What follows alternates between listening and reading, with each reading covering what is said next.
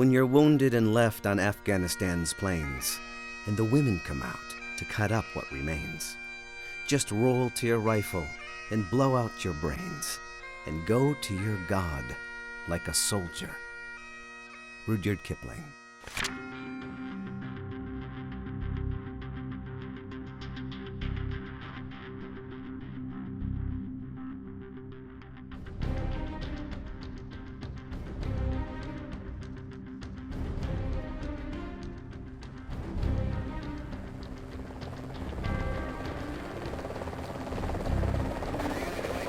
High in the Hindu Kush Mountains, on the border between Pakistan and Afghanistan, NATO forces hunt an elusive quarry that hunts them in return. The Allied forces, led by America and Britain, pursue Al-Qaeda and Taliban fighters, sheltered by the fierce tribesmen who call these rugged mountains home. For the tribesmen, this region is and always has been Pashtunistan, land of the Pashtun. These mountains have long been a graveyard of empires. The armies of Alexander the Great fought for weeks to cross the Khyber Pass. Genghis Khan and the Mongols struggled to occupy these lands more than 1,500 years later. Again and again, foreign powers have tried to hold these borderlands, but none has lasted long. Strange as it seems, one of the 20th century's most influential men, British leader Winston Churchill, fought in these very highlands, trying to quell a Pashtun rebellion more than 100 years ago. As a cavalry lieutenant and correspondent for the London Daily Telegraph, the 22-year-old Churchill filed vivid accounts of the frontier war, portraying a distant people and a remote region that once again stand at the center of international conflict. In the 1890s, the countries now known as India, Pakistan, and Bangladesh were a British colony called the Raj.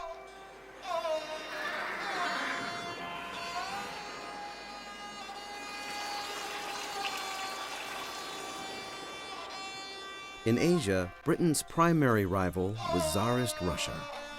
These two empires clashed for influence in what British writer Rudyard Kipling called the Great Game, a global competition focused on Central Asia.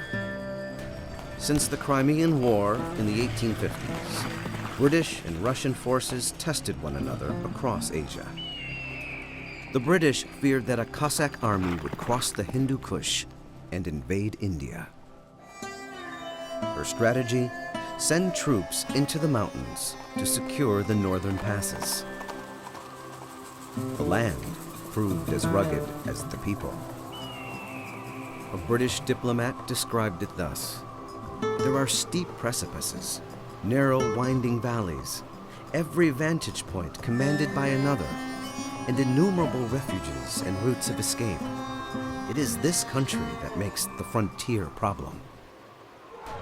Twice in 50 years, British armies had occupied Afghanistan, only to be forced to withdraw in disarray. But in 1893, English surveyor Sir Mortimer Durand redefined the Raj, drawing a new boundary straight through Pashtun homelands. The British built a road to their new base at Withdrawal. The road ran through the Swat Valley, the heart of Pashtunistan. Known as the Switzerland of Pakistan, the Swat Valley was famed for its beauty. Its inhabitants were famous too, for their ferocity. As Churchill would describe, every tribesman has a blood feud with his neighbor. Every man's hand is against the other, and all against the stranger. The British and their Indian troops would soon find out. Tribal mullahs saw the road for what it was, an instrument of foreign influence and a threat to their power. Churchill explained the Pashtun reaction to the British presence. A vast but silent agitation was begun. Messengers pressed to and fro among the tribes.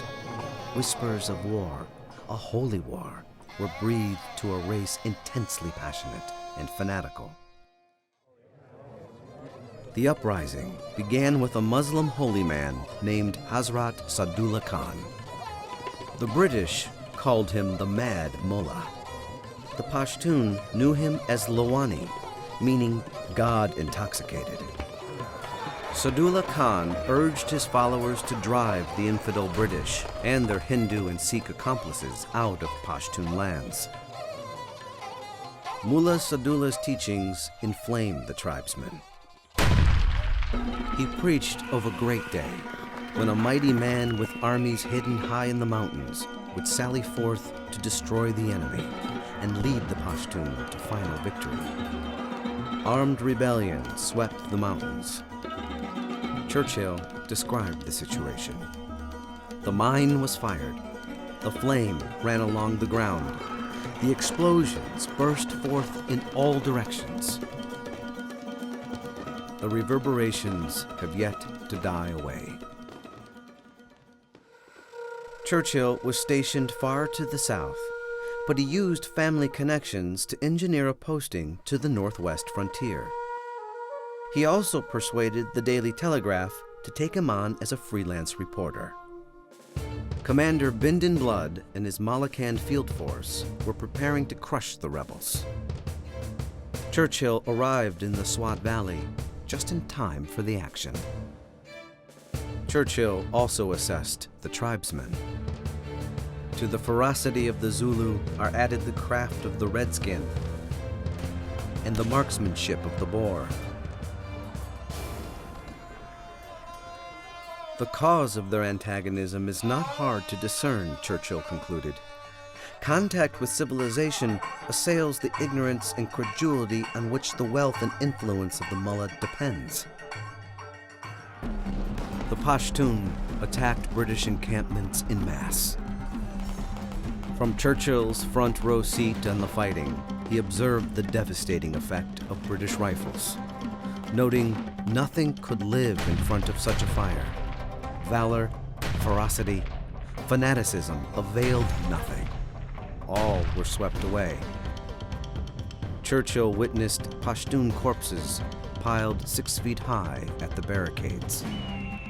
It was clear to him that the tribesmen had no fear of death or injury.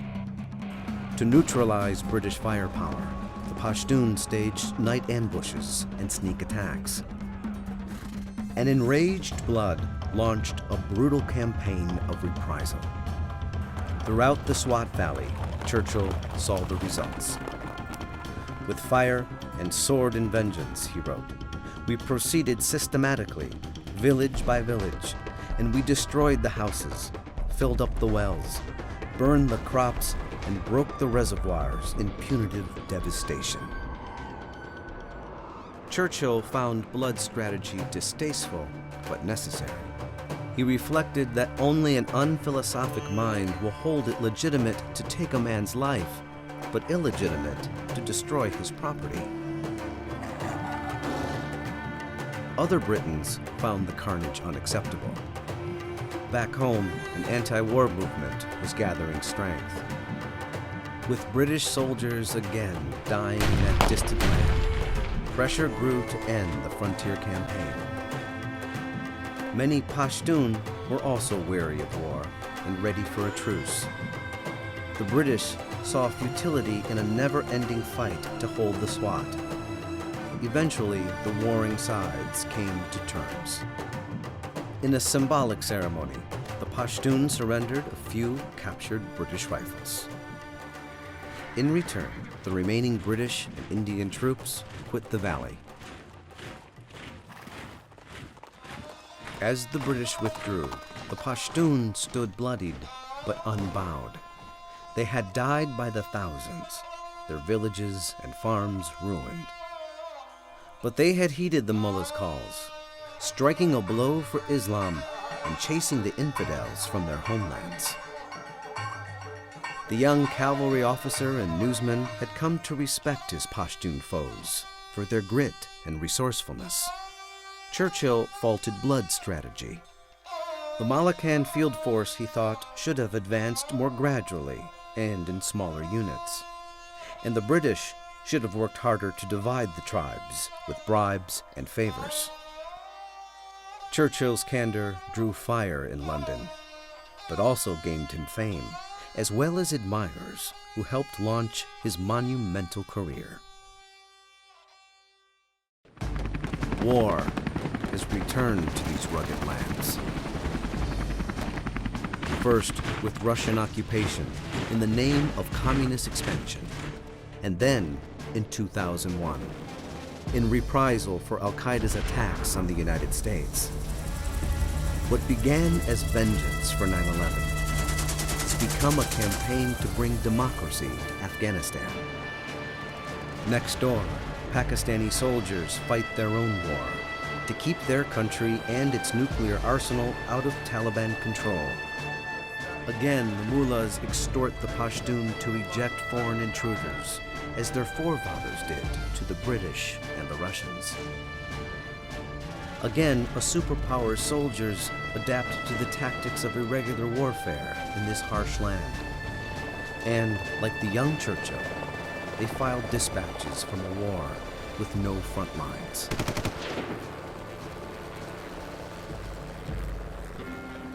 As politicians and generals debate the mission, soldiers from America, Britain, and some 40 other countries fight and die on the Afghan frontier.